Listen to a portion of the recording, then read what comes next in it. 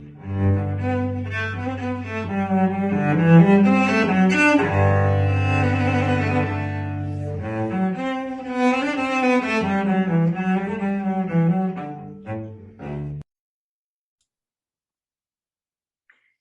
super happy to be back again today with Kathryn. Those of you who listened to our previous conversation might remember that we stopped in mid-sentence because Comcast all of a sudden decided that they were going to redo their system in our neighborhood or something like that.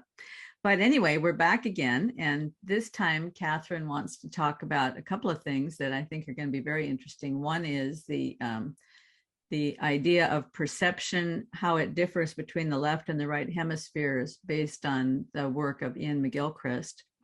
And also, she wants to explore the myths of Narcissus and Echo, which I think is going to be pretty interesting in context there.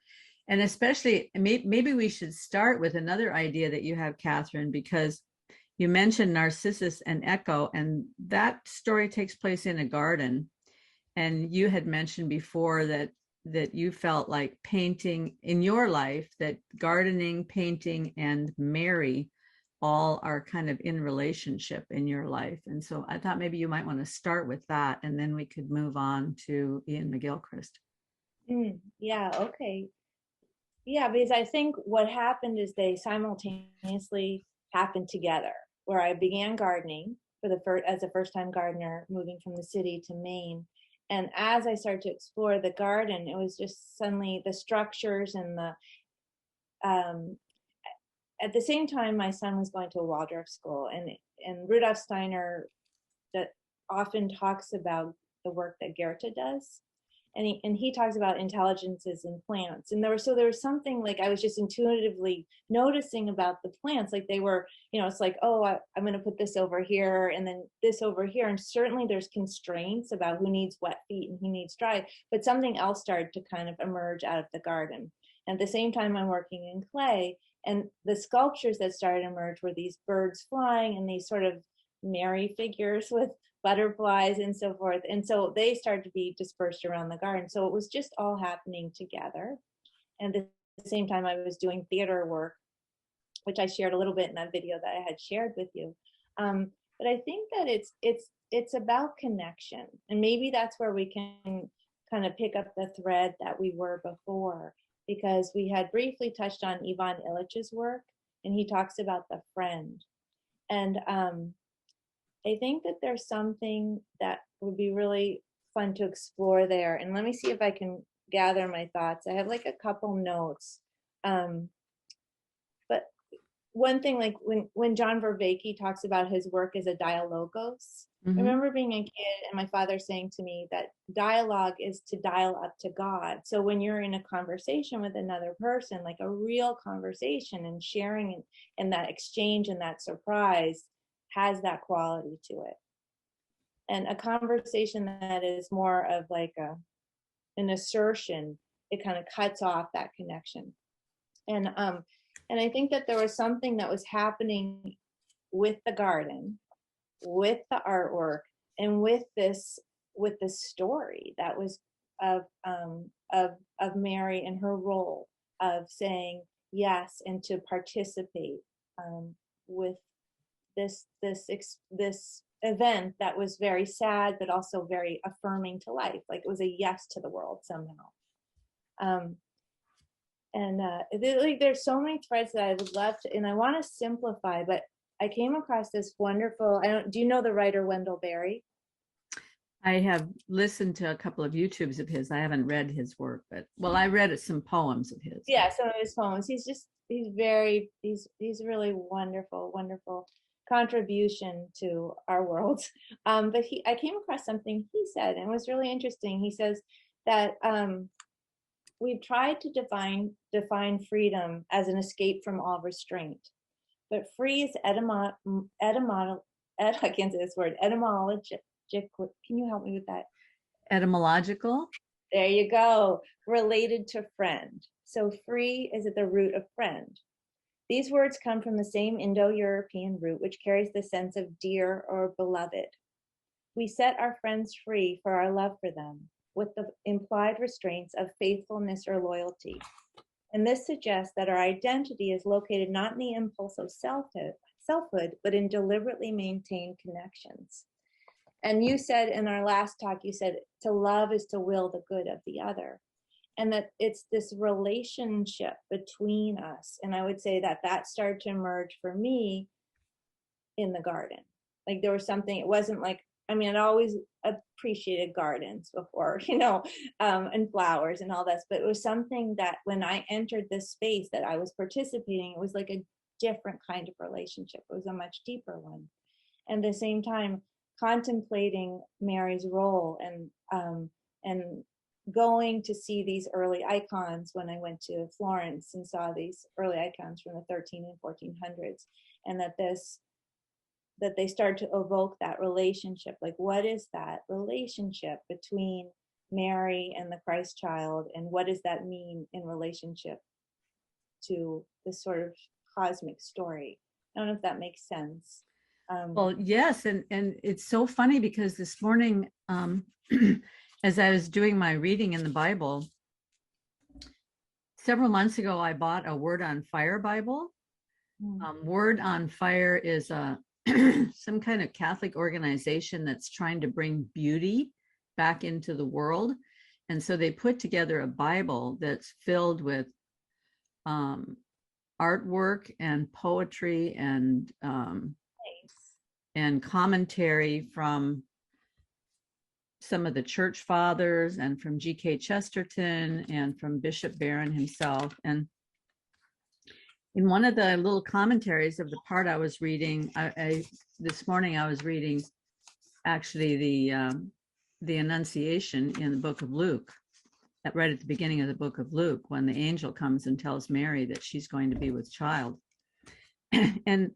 And the little commentary thing had a quote from Bernard of Clairvaux, who was one of those early monks. I'm not sure what century he was, but it was a long time ago. He says, God, in a certain sense, made himself dependent on man. And then the quote is, the only way he can redeem man who was created free is by means of a free yes to his will. Mm. And that was Mary's yes. Mm-hmm. Yeah. Yeah. His power is tied to the unenforceable yes of a human being. And I think that does connect up with the garden in some very deep way, because obviously in the first garden, the problem was that Eve said no.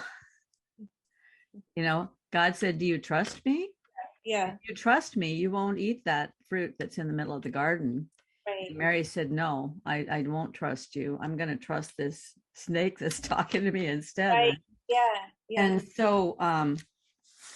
so we were created free, but we lost our freedom when we said no to the true freedom, which is to live in trust with God. And when you're working in a garden, you're developing that relationship of trust with the created world. That's the only way that you can garden. You have to get to know your plants. So you have to get to know what they need, right? You stop thinking, like, of course you need to know, get your pH the right level. You need to make sure the ground has enough compost in it, everything. Like, there's things you need to know, but at the same time, they're deeply intuitive as you're working. Mm-hmm. Oh, I know that. So now that you said that, I have this one. So William Blake, who is I've loved since I was a child, but he said it is this serpent, right, and our desire that represents our selfhood and our will and our desire to assert rather than create, that blocks us, that stands between us and paradise. So it's like that. It's like what we talked about in the last one, like that Eve takes the apple. There's an assertiveness to it as opposed to receiving something. And that is kind of gets me back to the friend, because I think that, and this is how I think, I'm like all over the place, so bear with me. But with the pandemic and the lockdowns and everything, and like kind of like 2 years of that, and talking to friends and family, I think the thing that's been the hardest is the loneliness. right? There's been so many things that have disrupted it, but it's this epic loneliness that of course was there before. But I think that it was so extreme because it's a loneliness that's trying to cut us off from our own intuitions. And I feel like that's kind of what I want to talk about. Like that's kind of what I'm pointing to today, because I think what the garden did, like we as human beings were, gardeners are like until very recently, right? Like everybody did it. That's how you got your food. And it's only a recent phenomenon to be disconnected, to go to the grocery store and get your plastic salad and your wrapped chicken and like that has no face and no feet and and it's just very disconnected. And I think that something happened when I started to dig in the ground, and start to plant and watch the things grow. Plus, it's very slow. Like you have to, and then you will have things that do well, and then a blight or insect or the bad weather will, cut it down. So there's this like kind of push and pull thing. There isn't like an exactitude. There's a preparation and a care and a nurturing, and then there's, like this kind of back and forth. So yeah, and it's interesting what you said about Mary and God, because I think like where I was reading about icons was that it was the greatest free will of the human being, and the greatest free will of God was that yes, right there. So there's a trust in something. Mm-hmm. And there's something that as we're losing our intuitions, like we're losing the trust, and we're giving ourselves over to like kind of a top-down decider for us. And it's like, I think Mark Vernon was talking about, it's like a slow creep. Like we don't even notice it, but it's just like it's like incremental, right? Until you're like, wow, actually, I think it was Iain McGilchrist said when he goes to order, where normally you would ask the person who's taking your order, what do you think of this? Or like, what's your favorite thing on the menu? What does well? And like that's gone now, right? In a lot of places. And you're just checking a box. And this disconnect is that like that suddenly like, wow, there's this distance now. Whereas there was an intimacy between, it wasn't just getting the food, it was the experience of the people that you're going there with, that you're participating with, who's cooking your food. It was like a whole drama that was unfolding, And I think it is some kind of a slow creep that you don't really notice it unless you hear somebody mention it and you stop and think about it. I mean, I've been frustrated with ordering off of those QR codes on my phone, but I didn't really think about it the way Iain McGilchrist mentioned it when he was saying, I don't get to ask the waiter questions anymore. And I understand that, because when we're ordering off the phone, a lot of times we have to stop and walk up to the front and say, well, what does this mean? Or, so instead of it becoming a relational experience, it just becomes an opportunity to be frustrated and think, oh, now I have to walk up front and ask another question because there's nobody to talk to. It's the same feeling you have when you're at Home Depot or something and you can't find a human being and there's 8 gajillion things around you and you can't find the little widget that you need, right? Right. Yeah. And it's like a breakdown of intimacy.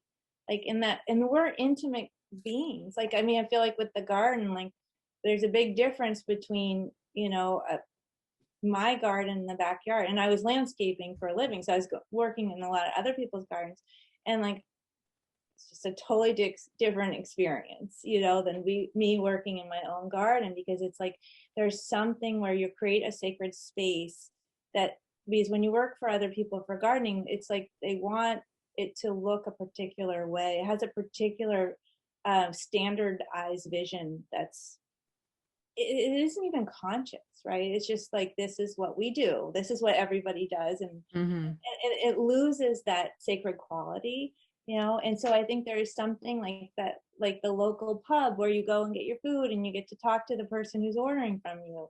Like, and then each time those things get blocked, there's like a little bit like that block of loneliness starts to go into the psyche, and there's a mystic, a Western female mystic, Hildegard von Bingen. Do you know her at all?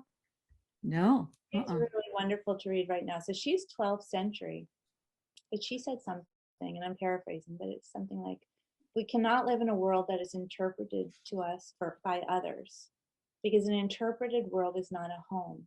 And we have to take back our own listening. And she's writing this in the 12th century.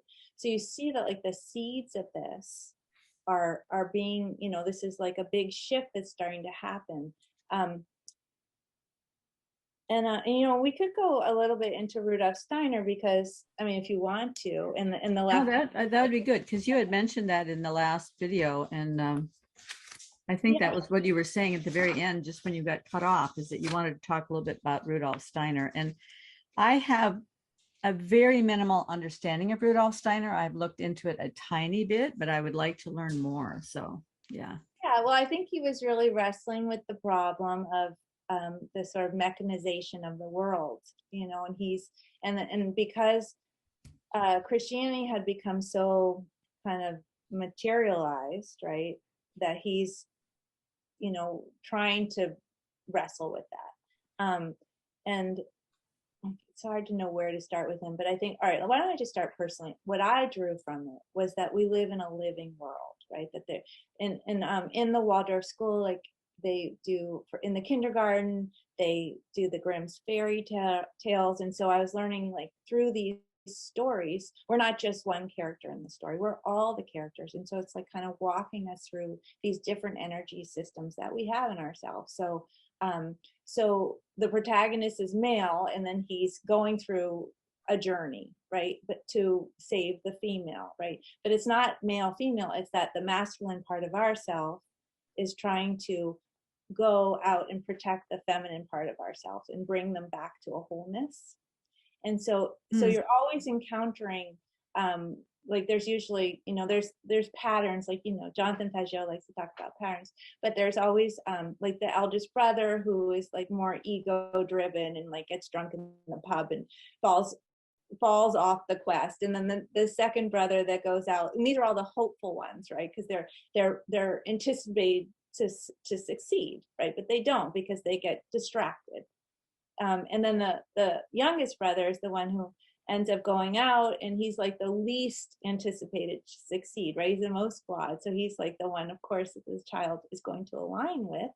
And he often is encountered by someone in the woods, like an old hag in the forest, who asks him for something. And she'll ask the other two, and they're too busy. They like don't share. And he'll give him half a loaf of bread. And then when he has to deal with the task, that spiritual being will come and help him, like whatever, count impossible amounts of rice or something. And I'm just kind of crushing all these together. But you get the kind of gist of it. There's something about kind of the humble, loyal, not perfect, youngest son who goes out, and he ends up, succeeding in saving the female. Like, but he does it through the help of these other kind of spiritual beings who are like benevolent spiritual beings or whatever. So I think what I got from Steiner is that the world is alive. It's full of these, we would call it principalities, these energies. Like, they're not objects. Like, they're not just, and that there's many that would like to participate towards the good, the beautiful, and the true. Does that make sense at all? And so it's, I don't know, I feel like I've gone down a rabbit hole. But I think that, all right, here's an interesting thing. So Steiner has, he talks about these two aspects of Satan. And he calls it Lucifer and Ahriman. And this was really helpful to me. Lucifer, and what's the second one? Ahriman. Ahriman. Okay. Yeah. And so he gives the example of a lemniscate, the sign of infinity, of a sideways 8. Mm-hmm. So it's like this. And he says, so on one end of the extreme is Lucifer, and the other end is Ahriman. Okay. And so you could think of Ahriman as earth, and Lucifer as air. And so Lucifer could be separation and leaving, and Ahriman is like collective and coming and control. So it's like kind of chaos, like in separation, control, collectivism. And so and he said that art, the great gift of Lucifer was art. And I often like a good helpful analogy for me is like you think of the 60s, because they were like mind expanding drugs, you know, psychedelics, and the music was incredible. You know, it's like this very expansive, but it was like it totally was dysfunctional after a while. You know, I grew up as a child of 60s parents, and it's like you know, it's complicated, right? But then that leads to control. So this total freedom then leads to control. And I feel like now we're in the time of more the machine, right? This sort of like everything needs to be mapped and controlled and surveyed and managed, right? And so that you have these two extremes. So he says that, but at the center is Christ. So it's like you go all the way to this side and all the way to this side, but when you act from this point, right? And so it's not like you're saying that you don't need separation and control, but you don't want them in the extremes. And so, and this gets me back to Iain McGilchrist, because I think he often cites Jung and the coincidence of opposites. And that is this idea that between these two tensions, which are inherent in us, that we all have these tensions of control and of like, you know, totally letting go, like the two are always there. But if you hold the tension between the opposites, and Jung talks about this transcendent third that arises, like the solution. And so does that make sense to you? Like, so like, it's like you're painting, like you say you like to have kind of chaotic, right, to start, but then you start to bring it into a place of relationship with, like, it doesn't stay chaotic, right? You're bringing into something. And so it's just kind of like how everything works. And it's, well, what my creativity instructor used to say is we paint relationships, not things. yes, yeah, Right. And so because if you focus on the thing itself, you're going to lose the meaning of it. yeah, And so instead you're painting the relationships between things, which is that center point, right? It's the thing that you can't see, right. but it's there. And And you know, I always imagine the infinity thing is not like taking a rubber band, and the infinity thing is not like this, right, where it touches in the middle. It's more like this kind of a thing, where there's a distance, where that center is. It's like a, how do I say, it's like a loop, and then when you twist the loop, there's still a distance between, in that space. That thing that looks like a crossing to us is actually an open space. maybe, yeah. I mean, that could be one way of looking, but I think in the sense what you're saying is that it's not contained. Like it's not Yes, static. I mean, that's maybe right. T.S. It's Eliot. not bounded. It's not Yeah, not just a point, yeah, but it's an infinity that moves through everything, right? right. And so there is something I wanted to talk about with Iain McGilchrist in regard to all of that, that I like a lot of what he has to say, but it seems to me he's missing a very critical element. And so I want to play just a little clip from that conversation that he had with Mark Vernon, which is right at this point that you're discussing. Okay. And let's see. I want to share screen. And this is a lovely video that you sent me of you speaking. And this video is great because it shows all your paintings in the background and everything. And we might get to that a little bit later. But first, let me look at the Mark Vernon and Iain McGilchrist video. So right at this point.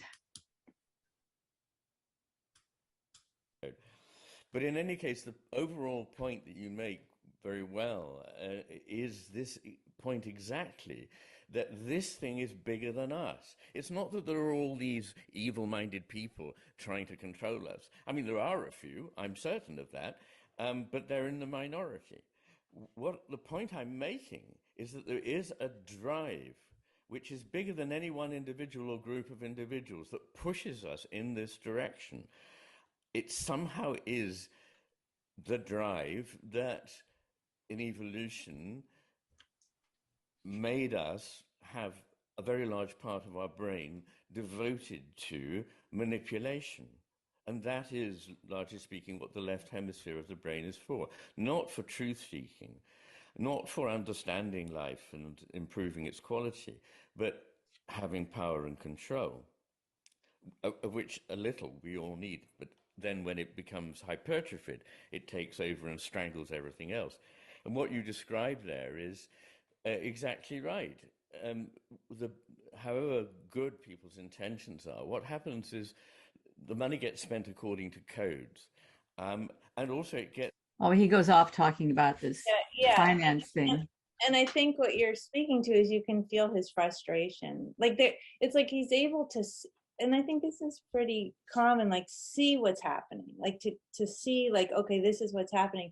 But there doesn't seem to be I don't think the solution is going to come from the same thinking that made it. And he talks about that all the time. I mean, he uses that quote attributed to Einstein, which is, I can't remember, but it's something like the rational mind is a faithful servant and the intuitive mind is a spiritual gift. We've created a culture that honors the servant and has forgotten the gift, right? So he's like, the thing is, we don't understand like the gift of receptivity, right? But all we have to do to remind ourselves is look at the patterns of people who have brought forth something in very difficult times, like that you couldn't have predicted. Like, and something that I feel like is so helpful going through the liturgy over and over again, I'm seeing like it's not about causality. Like we just went through the raising of Lazarus, which I thought was so interesting.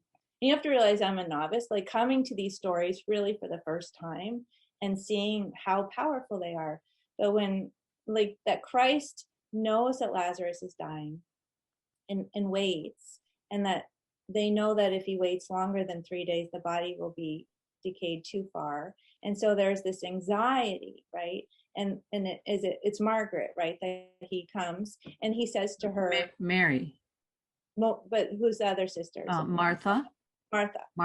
Yeah. And he said, and she's, the anxiety's there, and he reminds her of the resurrection, right? But then with Mary, and so he's like, it's not just about causality, right? Because he ends up raising Lazarus. But what I love about that story is that it's not like, he's not like just saying, don't forget the light. You know what I mean? Like, just go to the light, because then to Mary, he weeps. So it's like, here's this, and you start to see that pattern throughout, like that's not just about causality, except this is sorrowful, right? Like you can see the frustration in Iain McGilchrist, and we're grieving because we're overwhelmed. Like we don't know what to do. Like it's just so big right now. But we also don't understand where creativity comes from. And maybe that's what we can get in, because the other thing they touched upon in that video was intuition, and how there's also been, people who don't favor intuition because they're they don't want to give over to just kind of fantasy, right? Of people just like gratuitous fantasy. And I think that's where I want to get into the story of Narcissus and Echo. Mm-hmm. Because I think that we definitely live, the internet and social media has basically made us all have like a movement towards Narcissus. And in that story, Narcissus is, even from the cradle, he's perfect. He's absolutely beautiful, and that they're all noticing this. And as he grows older, everybody falls in love with him. And in this story, there's actually a wonderful telling of it by Ted Hughes from Ovid that you can see on the internet, where he reads it. But Echo, in this story, is a beautiful nymph, right? She's a beautiful woman, and she falls in love with him, but she has no self, because she can only finish the end of other people's sentences. Like, who's out there? There, echo, echo, echo. And Narcissus has no sense of self, because he hasn't developed any, because he's just got so much power from his perfection and people like adoring him and falling for him. So he just is stuck in that place. And so she falls in love with him and just mimics like everything that he does. And I think about social media because someone charismatic who can set up their avatar, right? This kind of like, and we all do this on some level, right? Like this, like curated version of themselves, right? And then depending where the power is, right? Maybe the power, and certainly the power is in different places. It could be in politics. So when things get heated up, you could take a particular position in politics and know that you're going to get all this attention, right? And then so echoes will come, and they're like the Facebook likes. Or if it's sexually explicit, you're going to get all this attention. Or if it's controversial, or if it, whatever it is, like that's like you're going. And the thing is, so anyway, so she falls in love with him, and he runs from her, and so she dies tragically in despair, and then her bones go into the earth. So I think there's a god, maybe Juno puts a curse on him because he's so full of himself that he encounters this water that has no moss or mud in it, so it's absolutely pure glass. And he leans down into the water and he gazes at the most beautiful being he's ever seen. And he falls in love with himself. But each time he goes to kiss it, the water breaks. And then he's just in despair. And then he goes to kiss it and the water breaks until finally he keeps doing it and he drowns. And I think about, because the way social media is set up, that I think the underlining drive is that we want to be loved. We want to connect, right? There's this deep need in us to connect. And that, so you put out something, and then you have to go back to check to see what happens. Like how's it doing? You know what I mean? Yeah. But how many clicks did you get? yeah. Yeah. So even, and then the weird thing is, like, if you're actually successful, right, you're going to then start to change towards that success. Like and I think that's what this idea that like audience capture or whatever, right? Like, because there's something in us that is so caught. Now, all right, so Narcissus he's like radically self-referential. Like there's no friend like Berry talks about in that passage I read. So it's like, it's totally cut off. So there is no, communion with the world, right? You're just basically in the space of yourself. And I think that partly is that this radical self has arisen in us because the world became a world of objects that were so mechanized and like mapped.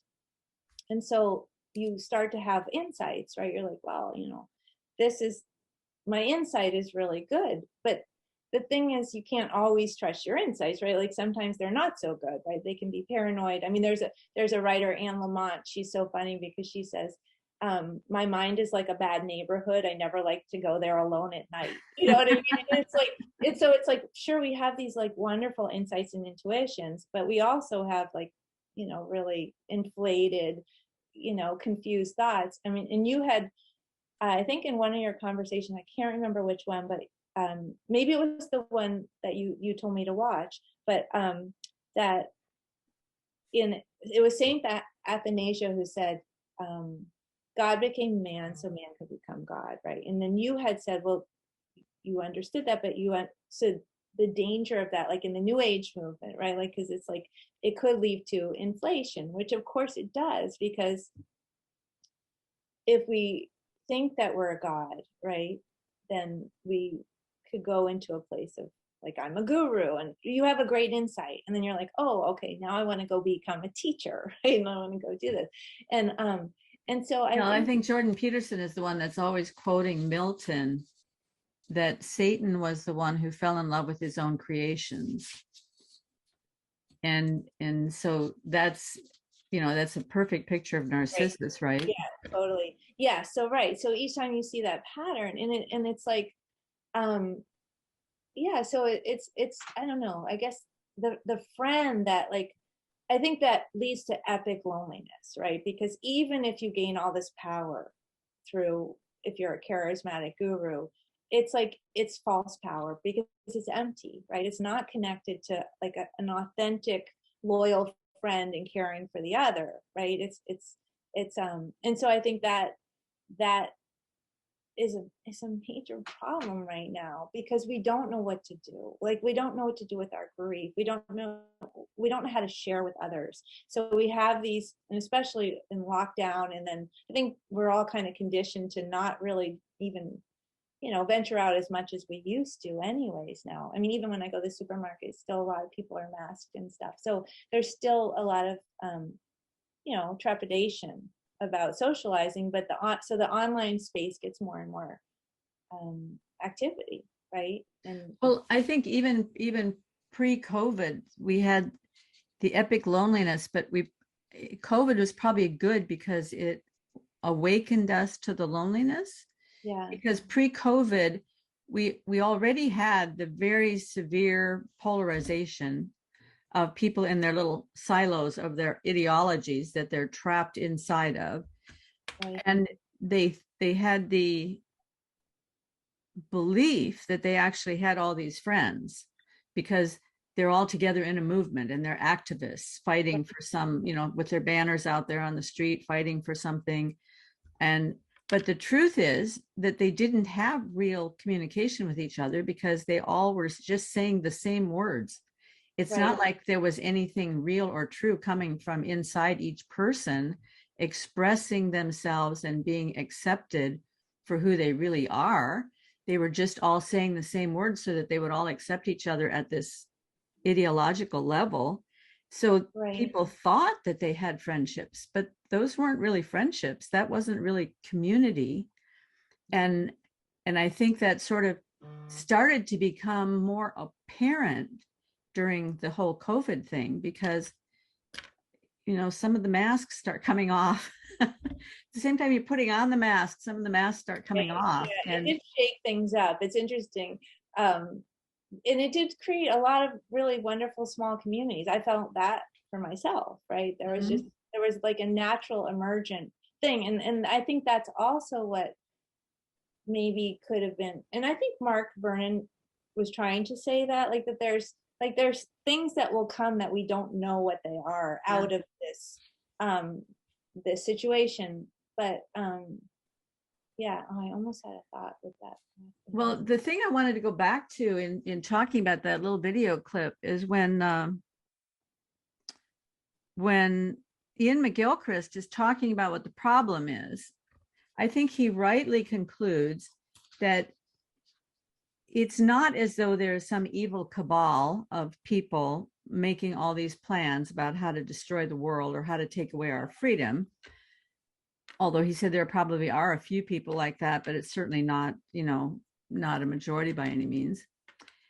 But it is this, there is something bigger than us, is the word that he used, that is some sort of a drive that comes to us from evolution, is the way he puts it, that has taken over and really given too much power to the left hemisphere, which is the organizing side, the building side, the management and control side.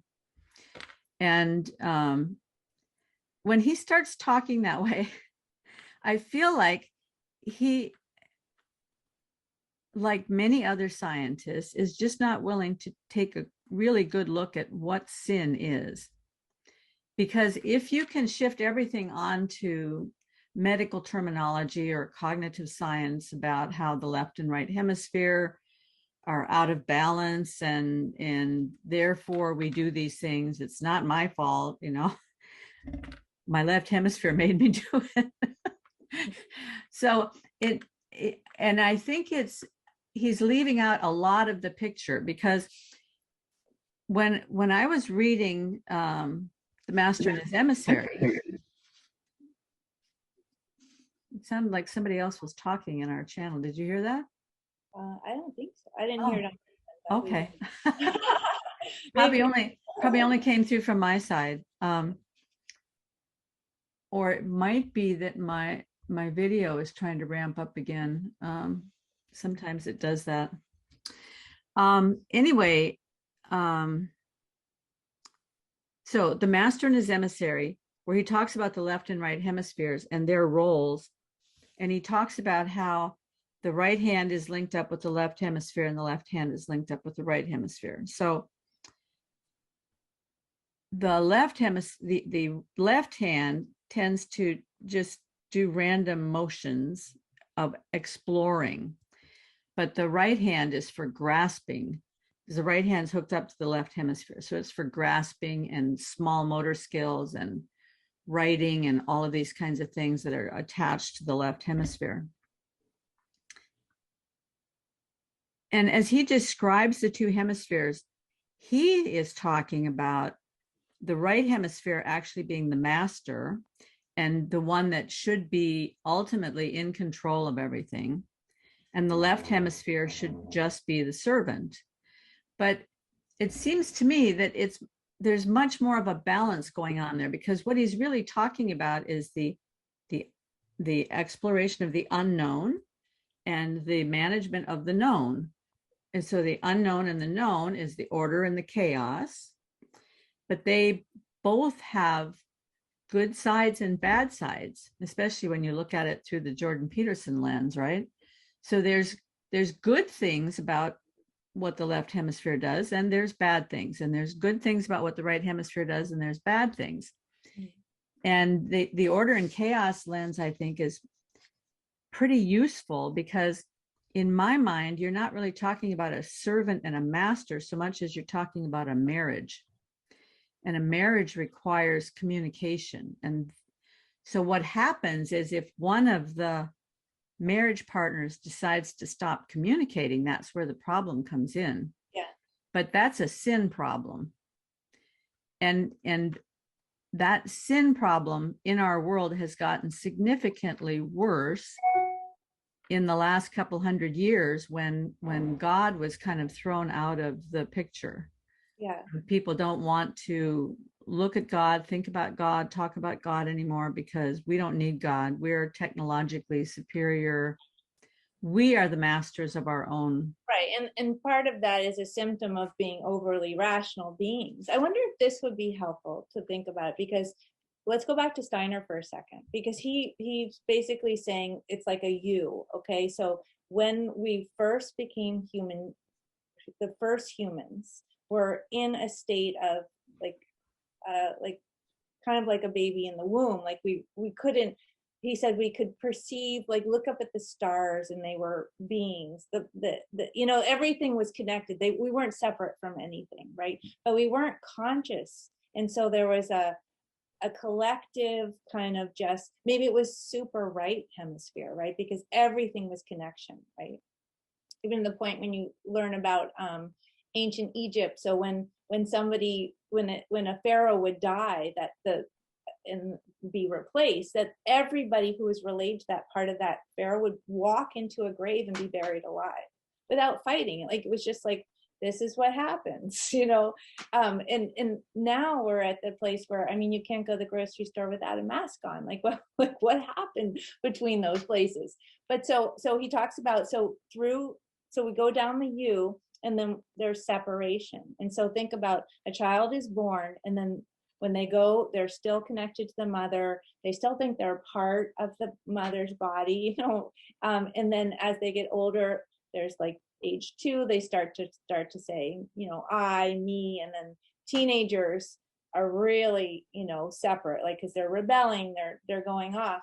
And so he basically says we're in a time of adolescence. So we're separate. So the not acknowledging that there could be like a transcendent like God who adjudicates, like this is, you're on the right path, you're not,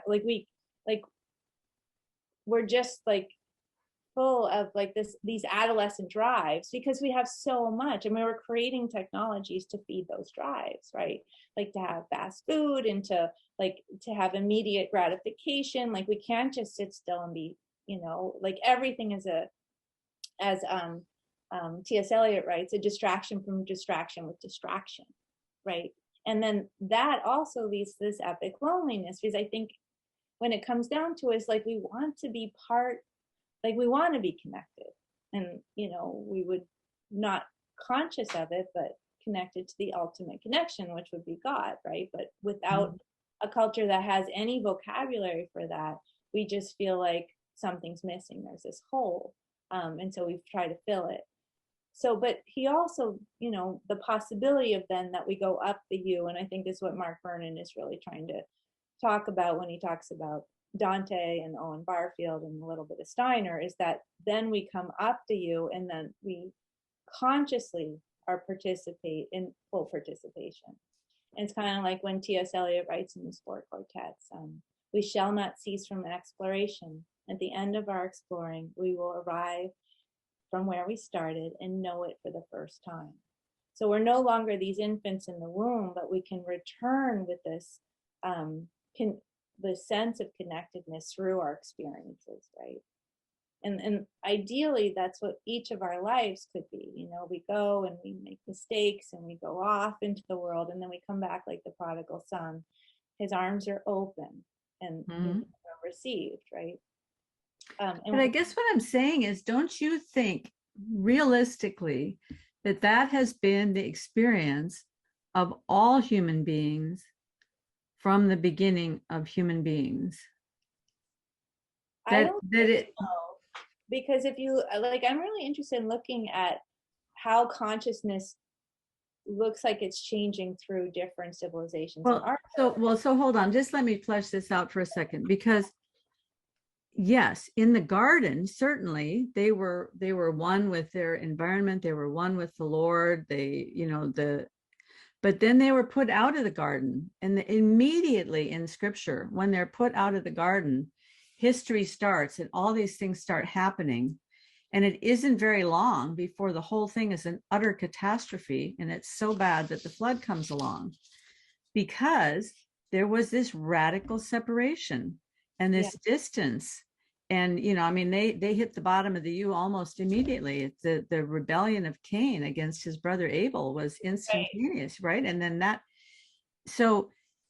and then after the flood, you go through all of the patriarchs and everything, but even those so you have this historical arc, but then there are all the individuals inside of that historical arc. You look at the life of David, you look at any of those guys, they all had this experience with sin, where their sin and rebellion took them away from God. And so it's like sin is part of our experience ever since the garden.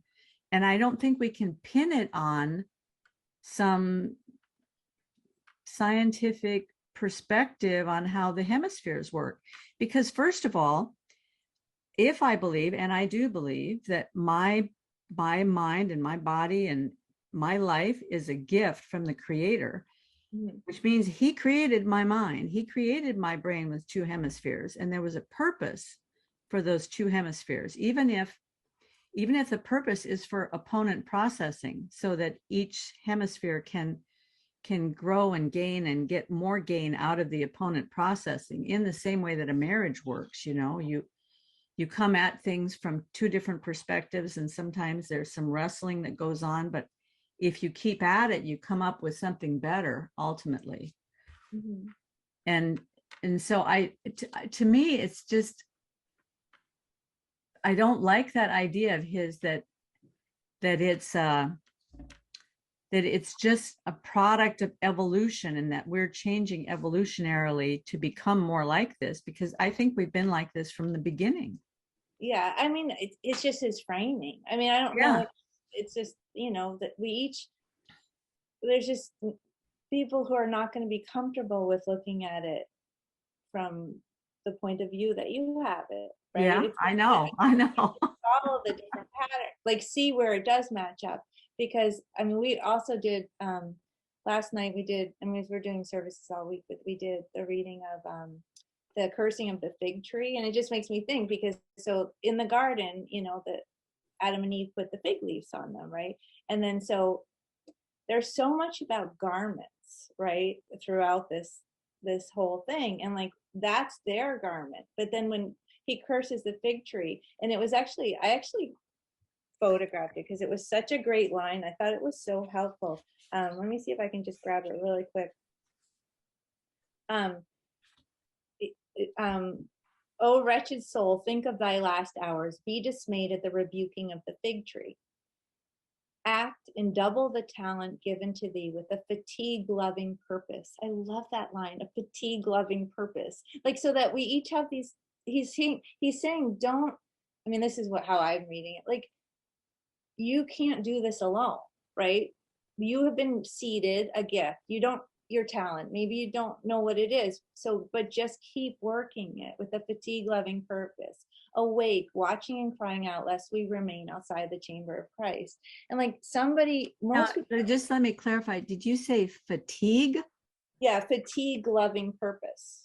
So how do you understand How do that? I see that? Okay, so I mean, this is very like religious language that a lot of people are not going to be comfortable with it. Like for me, it says like you get glimpses of something, like that you're called for something. Like we have particular. I mean, how many do you have kids? Mm-hmm. 2 daughters. 2 daughters. They're each uniquely different. Like they're Mhm. each got different things that pull them, right? But and it would be nice to take whatever that is and be able to bring it to a flowering. And very few people are able to do it, but like it's like, but there's a steadfast kind of quality that is difficult. And I felt like I could really relate to that kind of language, a fatigue loving purpose. Like there's something that there's a meaning. I mean, they talk about the meaning crisis. There's a meaning crisis because we feel like there should be a meaning, right? That there's something seated inside us that's purposeful of why we're here, but it's hard to reach. And so there's this, he's saying, you know, to let go of the fig tree. Like that's not the way there. And then and late as we go through the hymn, it's this, we're being given a garment, right? This garment of light. And I think you know the writer Emily Dickinson. Mm-hmm.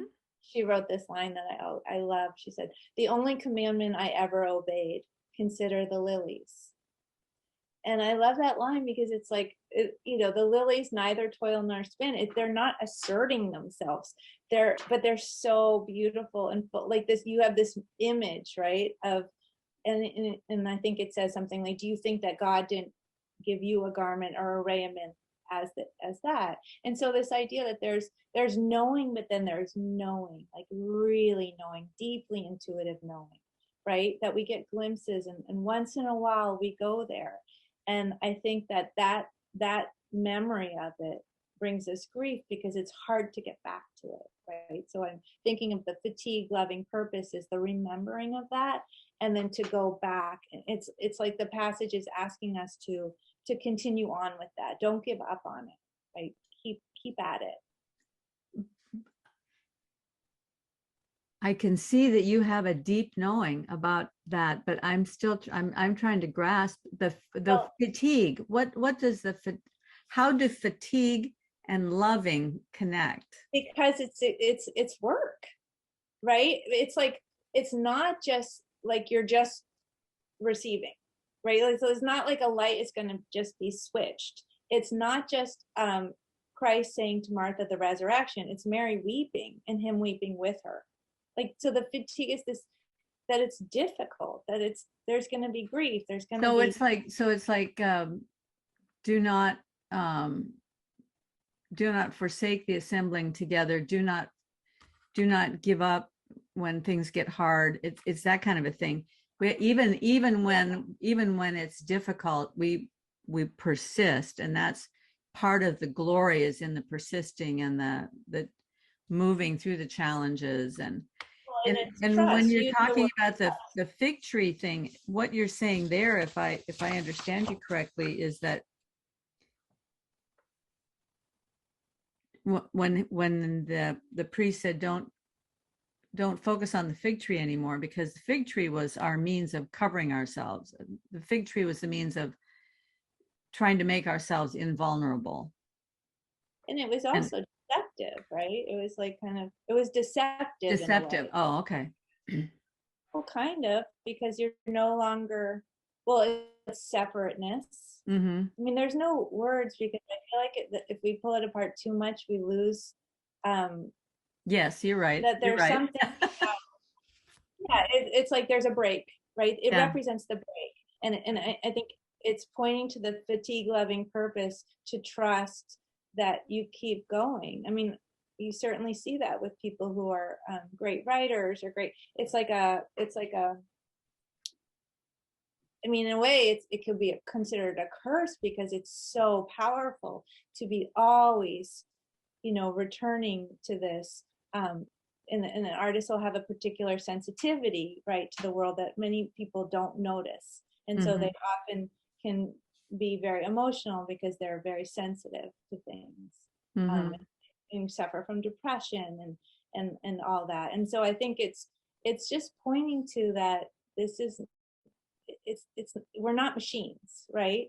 We're something's planted in us. We're like a garden that we have to tend and care, and like sometimes a big storm comes, and sometimes. And I think when you use the word sin, I love when Jordan Peterson says missing the mark. Like we wake up with an aim, like we have a hope for the day or whatever, and then gets blown over. Like, you got to re-put up the pea trellis or whatever, or, whatever it is, you have to continue. I think I see now why you reacted that way when I used the word sin, because I use the word sin in a much different way than if you're out in the world and you hear the word sin, you automatically think of the guy on the street corner preaching at people, right, because of your sin, this and this and that. Right. Because they're talking about sins. They're right. talking about, you did this wrong and you did that wrong and you missed that mark and you didn't measure up and all of that.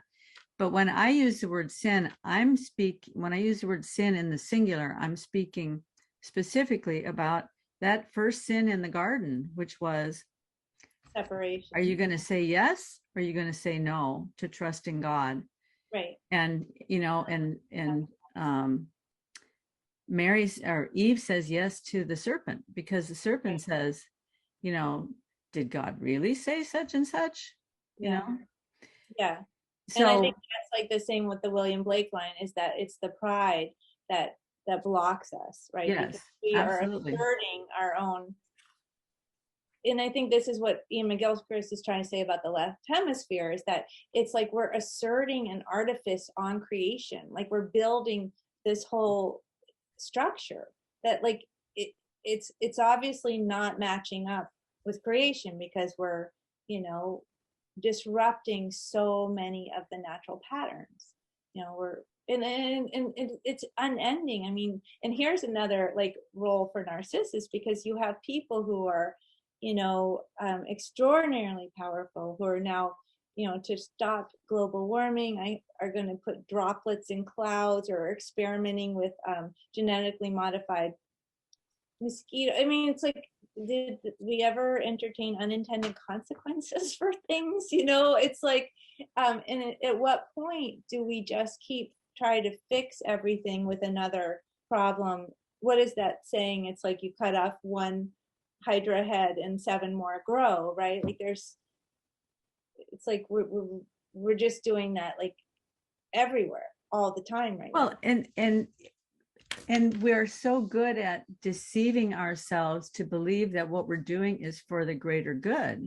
Right. Because this Dr. Michael Levin, who I think is an absolute genius and has discovered this ability of cells to communicate with each other via this bioelectrical signaling, that's an actual language that even at the cell level, these cells are talking to each other. They have relationship. In fact, when a cell breaks away and chooses not to be in relationship, that's how cancer gets started.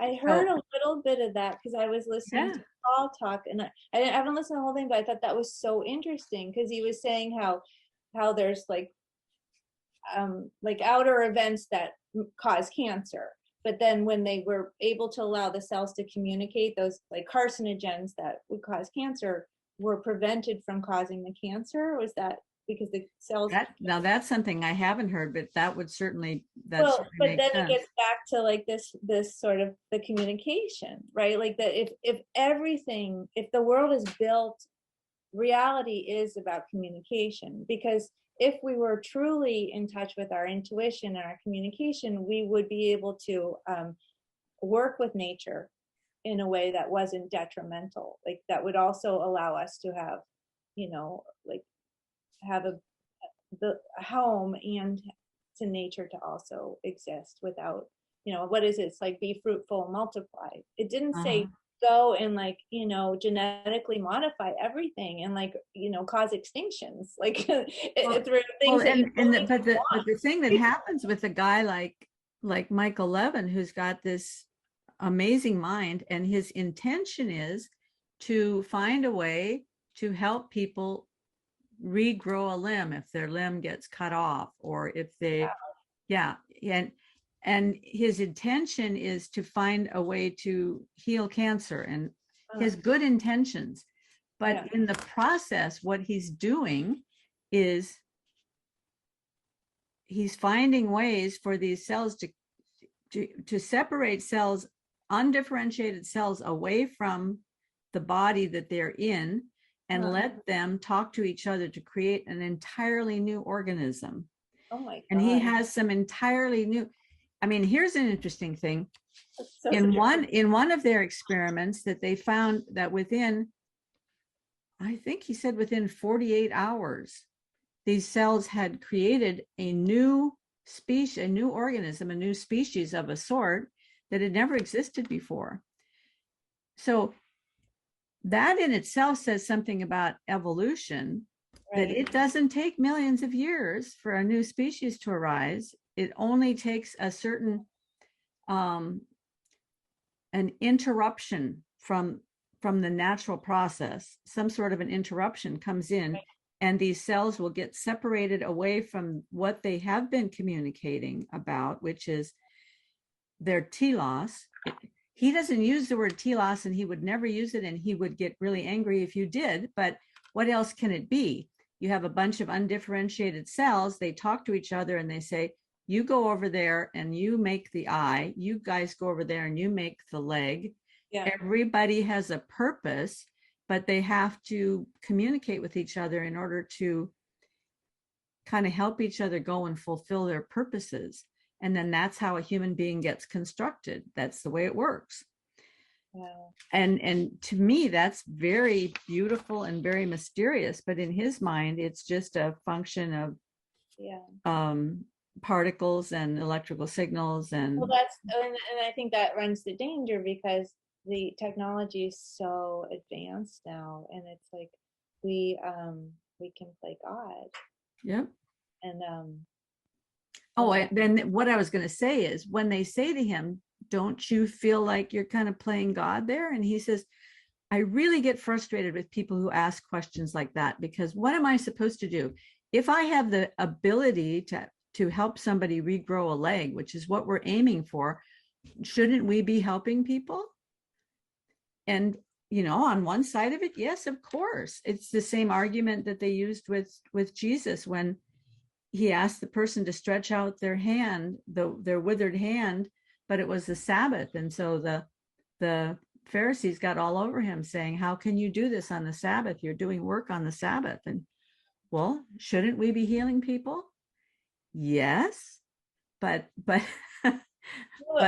he's doing it through this assertion process, right? Well, I'm going to assert myself. I don't have an answer to that, but I would just like pull back the frame and say, let's look at the mental health of this modern project that we're in, right? And like with all the advancement, because even if we aren't growing limbs back quite yet, we are incredible what can be done. I mean, my dad's partner just had like a valve put on her heart, so she, you know what I mean? She's like 85 when she had that done. So it's like, whoa, it's pretty incredible. And that's just one of many, many things, right? But I still feel like we're just the epic loneliness, the separation, like that this, like we could advance our age, we could do all these things, but we're not dealing with the main event, which is like, what does it mean to be here? And are we just here to keep growing limbs and like extending our life, Yeah. When how valuable do we make our life as it is now? Like, like the streaming service, Netflix, are probably the most like or we're just scrolling through Instagram. Like this is how we're spending most of our days, right? And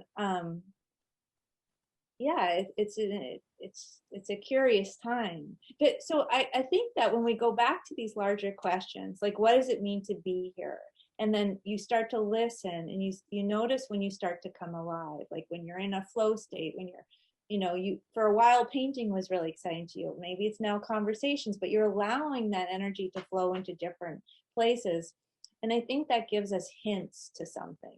Now, Jordan Peterson said something really great, which I loved. He says, like, we can't know truth, but we can know, like, but we can look at it like what's good for ourselves has to be good for our family, has to be good for our community, has to be good for the larger community, has to be good for the world. And so he should, whoever is doing these really altering experiments, look at what's downstream of that. Like, what are the repercussions if we start, having wombs, like for babies to be born? I mean, it's like the first chapter in Aldous Huxley's Brave New World. Like in the protagonist that you relate to is the one is like, who's the savage, is like, I don't want this, right? It's like, and it's like in every dystopic novel, like when my son was a teenager, I got really into the young adult fiction I was reading. I was like, it was written really well. And I feel like now we're living it, right? Like it was all about, body modification and advance our abilities to act in the world. And you always had it set up. So like, you were like, no, I want to go back to a simpler life.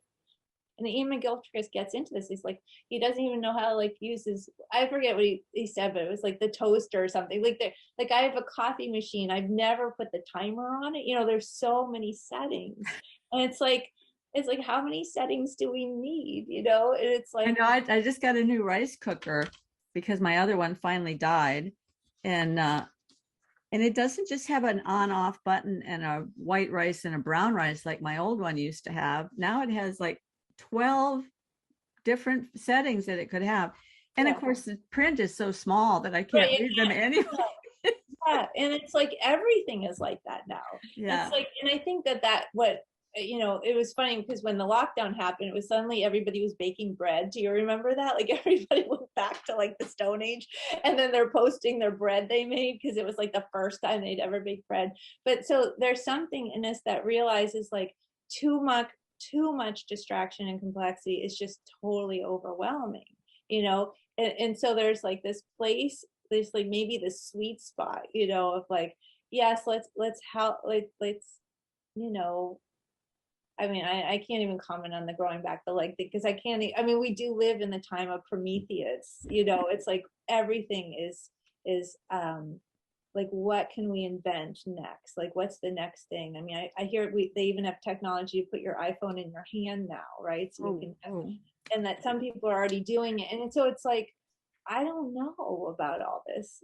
I just want to go dig in the dirt, my paint, like either paint or work in the earth and grow things, that pull on me becomes stronger. Well, I definitely think that that's beginning to work its way through the younger generations. Which is, well, I have a 27-year-old, so I guess she would be considered a millennial. But I know that she always said that the people of her generation are really being called back to, if you look at some of the YouTube videos, you'll see YouTube videos where they spend a lot of time teaching each other how to do the old hairdos, right? How to do the old braiding and all of that kind of thing. They have YouTube videos to teach each other how to knit and I mean, she made this. Yeah, knit, crochet. Some of the crocheted and knitted pieces she's done are absolute works of art, very, very intricate.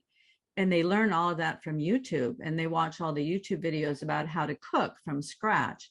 Yeah. So, and then they get very interested in gardening and having house plants, and even if they're in an apartment, how can they have house plants? And they learn about using indoor lights so that they can help the house plants grow even in their little apartments. And so there's this kind of move back. And so if the millennial generation was looking at that, I'm wondering if even the younger kids, if there isn't quite a cadre in the, what is that, Generation Z?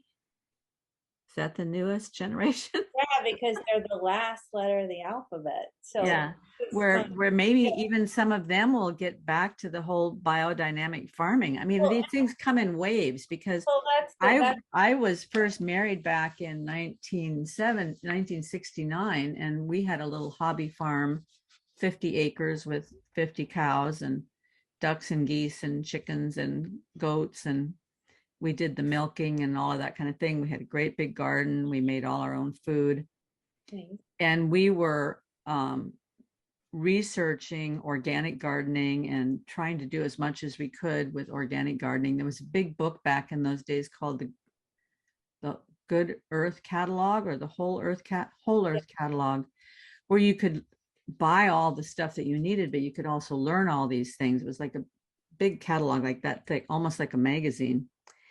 And then it kind of went underground for a while, and then it kind of picked up here and there with like when Alice Waters started the whole farm to table thing, then more of these organic farms started finding an outlet for their produce. And so the whole organic farming thing has been this very, very slow curve, and then until just like the recent 10 years it just sort of ramped way up.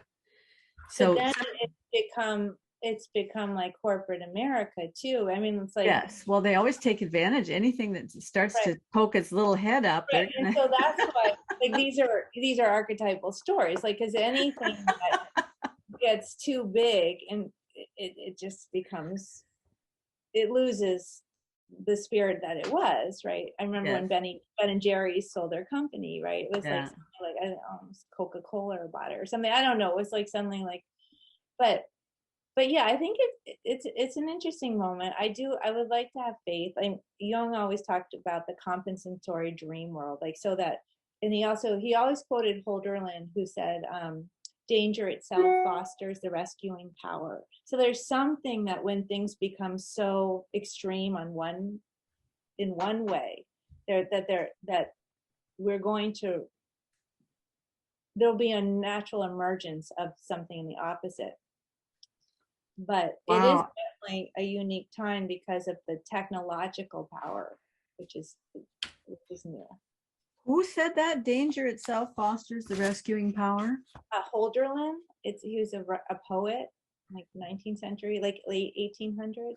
I'm gonna have to look that up, because last night I heard Jordan Peterson in person at the Civic Center in San Jose, and he was talking about Rule 6 in his new book, which is Abandon Ideology.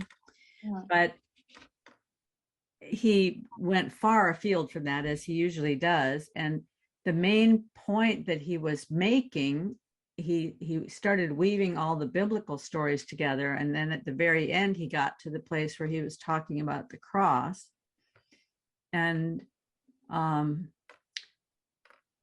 tying together, as biblical scholars do tie together, the episode in the Exodus when the people were involved in sin and rebellion, and then they were attacked by all these snakes.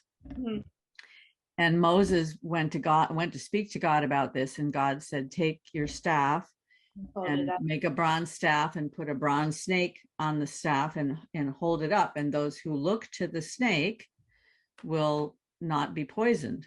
They, the bites will not kill them. And so Jordan Peterson he didn't say this outright, but basically he's tying it together with this idea of his, that which you most need is where you least want to look. And that it's tied together with this idea of voluntarily facing your fears. And when you're willing to voluntarily face your fears and move through them, that's where hope is on the other side. But that's basically what this is saying. Danger itself fosters the rescuing power. Right. And so, and also that the poison is also the medicine in the right amount, so that the serpent is like, that you use the serpent in the right way against the serpent, right? I often think about like how, like you said, technology, like your daughter is like getting all these great YouTube videos and stuff. Like there's a possibility to use it in ways that are really profound, right? Like maybe we're going through this very adolescent phase for whatever reason. I often think that we're in the time of Scheherazade, and I think of it as a framing, because do you remember that story? So she's basically, so the king was betrayed by his wife, and so he's basically gone mad, and he marries a virgin every day and then murders her by the next morning. And he's gone through the entire kingdom just killing off the, let's say, the feminine, like that pure innocence within us, right? And then she's almost like a Christ-like figure, because she volunteers to go and marry him, and she goes with her sister, and then she leaves a clip. So he marries her, and then he's going to kill her the next day, and she tells the stories of 1001 Arabian Nights late until the night and leaves a cliffhanger, like goes to bed so he doesn't kill her. And then the next day she starts up and she's telling it to her sister, and he's listening until she goes through the whole thing, and he's transformed, like he's healed. And so it's like there's something about, like, if we just keep telling this story, right, this pattern, whether it's people who are literally telling it like Jonathan Pajot, or like a great intuitive poet who's like there was, when we did the liturgy last night, was the bridegroom, and I was like, oh my God, this is like Mary Oliver's poem When Death Comes. Do you know that poem? Incredible poem. Look it up. But it's just so beautiful, because I'm like, well, maybe she went to mass when she was young. I don't know like what her background is, but like for whatever reason, she's able to take it and put it into this beautiful like secular frame to feed the world, and so it's like, so there's all these, and this is going to happen in all kinds of places, like these Scheherazade moments, the continuing to tell the story, that ties into what Peterson was talking about last night too, because he kept saying, why is it that he's saying to the audience, he says, I'm not trying to tell you this is true. I'm just telling you that people have been telling this story for 2,000 years. People have been looking at this image of Christ on the cross for 2,000 years. Why are they doing it? What's happening there? It's not a pablum like, Nietzsche or some of those people said it, or like Marx said, it's just a make you feel better. Right? Yeah, make you feel better. Why would this make you feel better? He said it's the worst possible thing that you can look at. So why had people been doing this for 2,000 years? Well, it's that telling the story over and over and over again, right? That has a healing, has a curative power.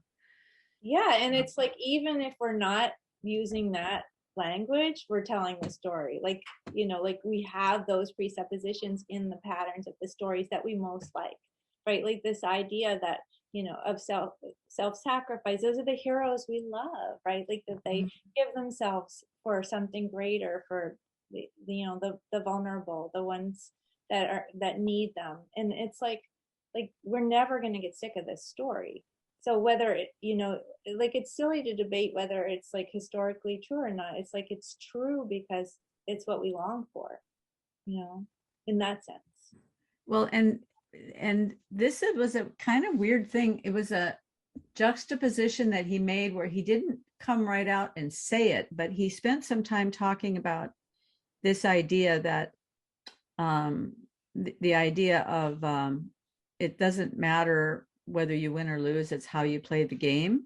Have you ever heard him talk about that? Oh yeah, he stopped, because I told you I listened to him like for a long time before, but yeah, like you want to play as many games as you can, because if you just win, like nobody wants to play with you, right? Right. So the person who is the winner of the metagame, which is the one that keeps getting asked to play the game. But then the biggest winner is the one that's playing the most valuable game. And then he sort of left it there. But of course, he's talking about the cross being the focal point of all of history for the last 2,000 years. And that left me with the thought, what he's basically saying is that is the ultimate game. and that Christ is the ultimate winner of the ultimate game, which makes him the ideal that everyone wants to be and everyone wants to have, because he is the winner of the ultimate game. So then that's a very strange idea, that the ultimate game is to die in the most humiliating. Right, Yeah. but if you look at it like little, like that,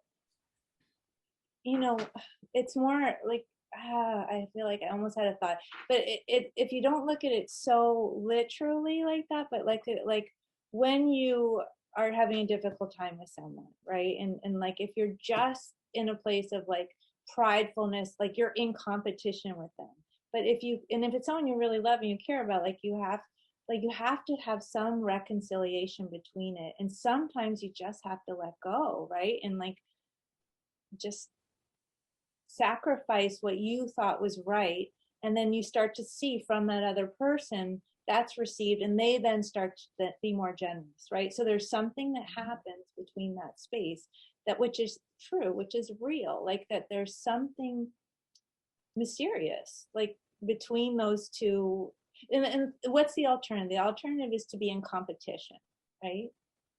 And we already know how painful that is. And I think part of like what social media sets up is competition, right? Because it's like who's the most popular, who's getting the most likes and all that stuff. And it's just really, it's really unsatisfying, right? Because even if you're at the top, you're lonely, right? And if you're at the bottom, you're lonely, right? Because you're always trying to get to the top.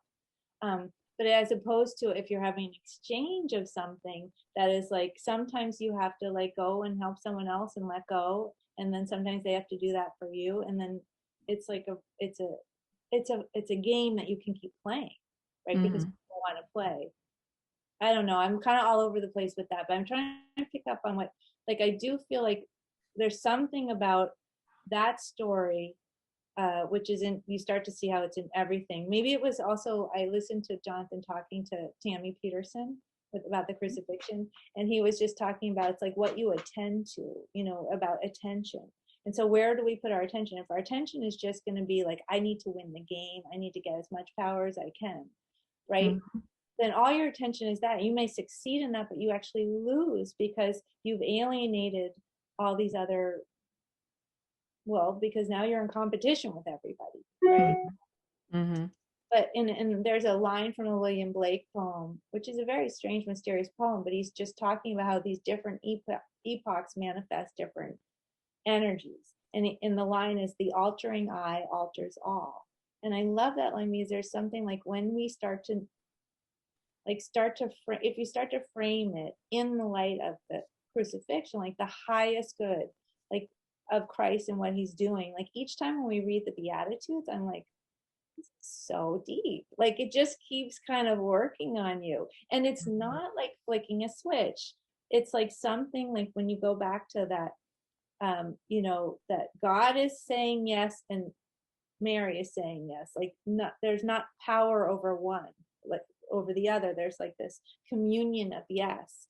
And when there's a line that says, those who thirst hunger after righteousness, right? So first you have to thirst, and then you will be filled, right? But if you're not thirsty, you're not going to be filled, right? So if you're just filling everything up with like these lower things, and Jonathan said, like, so the highest things up here. So if you attend to that, these lower things aren't going to always be grabbing your attention, right?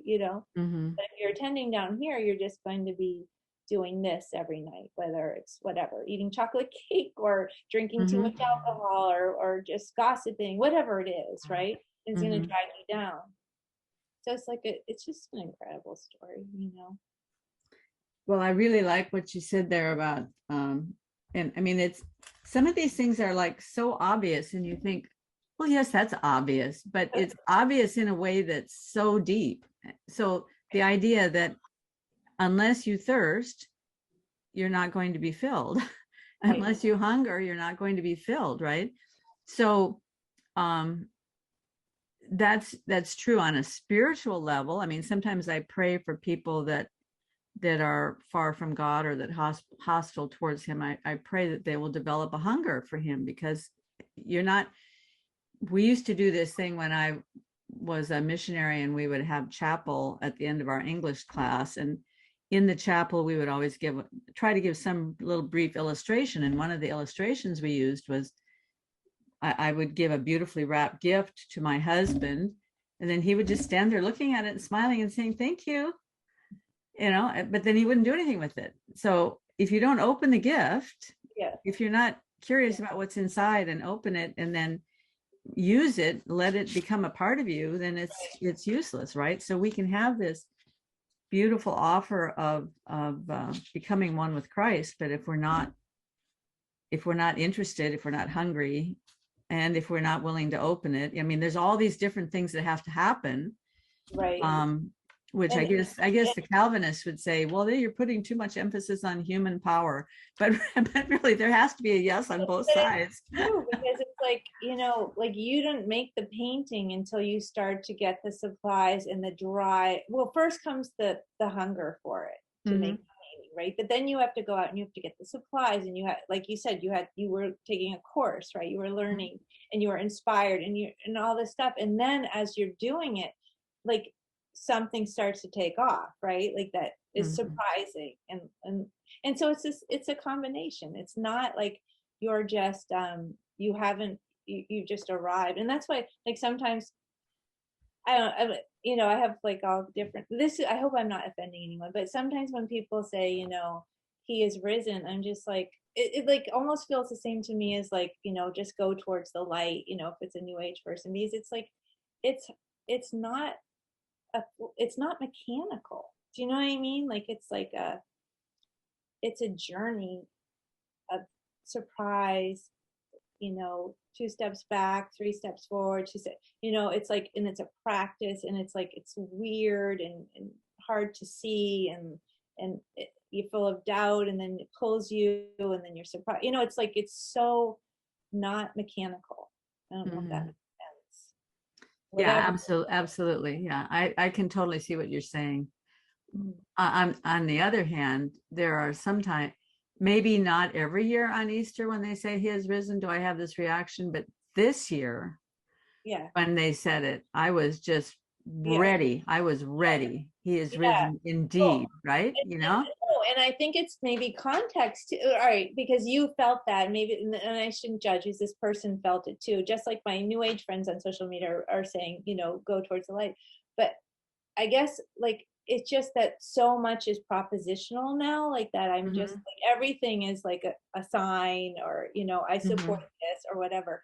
But it is really, I know that when we get to Holy Saturday, I'm going to be jumping for joy, because it's like we are going through all the lament right now, and we have the black cloths out, and the cloths, and the melancholy, and the hymns are so beautiful. Like, they're just incredible. And so I love it, because it's a theater. It's like going to the theater and being immersed in this incredible story. And so then it's just going to spontaneously come. I guess it's just that, because everything's so fractured, it's like, well, sure. And I mean, because we have so much media around us all the time, if you're hearing it everywhere you go, and you're hearing it on TV and radio and YouTube channels, and some people use it flippantly, and so so you're hearing it all the time. So it has no meaning at all until it's in context. In context, and also, and there's only, I mean, as far as I know, in any church I've ever attended, the only context in which it ever is said is on Easter morning, when we come together for the first time as a body. And that's the moment, right?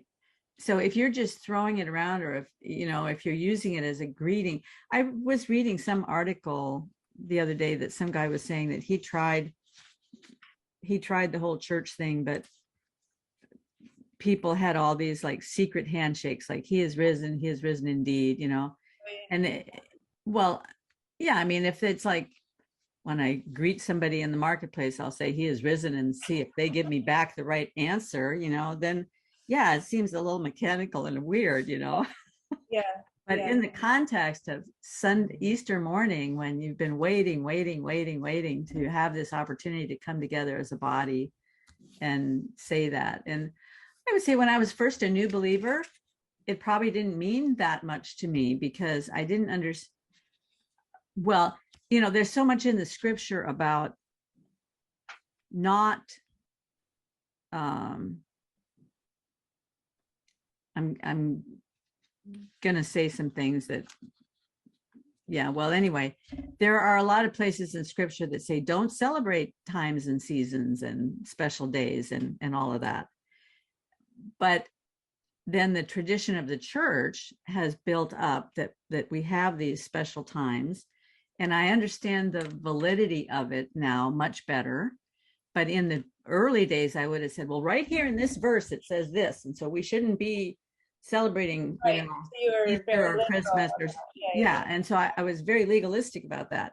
But Right. now I understand the context of it much more. And so the gathering together of the body and what it means to us season by season means a lot more to me, right? So Yeah. and I'm very curious to explore the Orthodox tradition, because what you're talking about sounds so beautiful and deeply meaningful. Well, and again, like I'm in a weird situation because these are reader services we're just doing with just a couple of us. It's just I think there's 9 of us there, and I just Well, so how do you decide which readings to do? there's an Antiochian reader service that's really okay. sophisticated, and then we will have a deacon coming up on Saturday who will give, I don't know, what is it called? Unction. I don't, again, I'm not really clear, but there'll be the bread and the wine, but he's not a priest. And then the rest, we do the Christ is risen by ourselves that Saturday night. But it's just like, I mean, for me, like I'm coming from it from like I'm not a linear thinker. Like I'm coming from like someone who loves poetry, and so like I'm coming there. Plus, I don't have all the background of it, from. But it is interesting because sometimes I'll meet Christians, and I know it's hard to connect, because maybe they're Baptist or something, because they're coming from a much more legalistic tradition, right? And the Orthodox, I mean, like it's just really beautiful because it is very poetic. It's not that I mean, they're very like, probably the people that I pray with are conservative. I don't know, like but it's poetics, you know what I mean? So it's like, I don't know. I'm not sure what I'm saying, but it's really beautiful. And it does, I see the pattern as the deep code of everything, of all of our literature that we love. Like everything is echoing that pattern. So it's so saturated in us, we don't even know that anymore. Yeah, and it's really interesting how the pattern can this is probably a strange word, but the pattern can kind of metastasize in a way that makes it almost unrecognizable unless you stop and really think about what happens in the story. Because as you were describing, you were kind of collating a whole bunch of stories together when you were talking about the fairy tales and stuff. And then as you were doing it, then I could kind of unpack that. Oh, yes, I see that over there. Yes, I see. But, without that kind of picture, there are a lot of the stories that wouldn't read to me that way. And I always find it interesting, these guys that are able to look at 2 movies and say, this one is a good movie because it's very pattern driven. And this one is not a good movie because it doesn't have doesn't have the pattern in it. And I wouldn't have realized that was what was wrong until I heard that. It's fun. Yeah. And so I think the fairy tales are considered to be the story of Christ, like that. So we're walking through all these sort of lower energies that we have and uniting. And so, but one thing I learned from when I took the anthroposophical foundation studies course, we did this wonderful course on speech. And he talked about when you're reading the fairy tale to a child, like don't put your modern lens to it, because often there's like the fox who asked to have his paws cut off and his head cut off because they're breaking enchantments that they're entrapped in.